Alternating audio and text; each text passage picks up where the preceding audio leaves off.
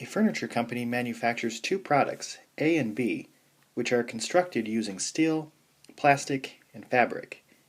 The number of units of each raw material that is required for each product and the unit cost from two different plants are given. Use matrices to find the cost to manufacture each product at each plant.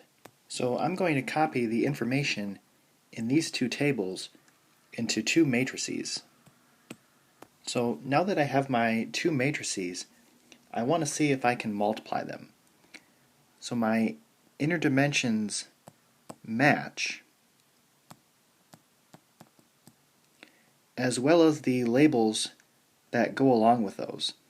So the column labels of the first matrix match the row labels of the second matrix.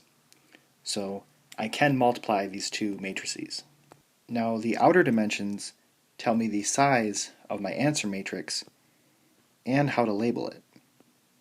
So we multiply these two matrices and get a 2 by 2 matrix, and the entries are going to be 111, 118, 116, and 128.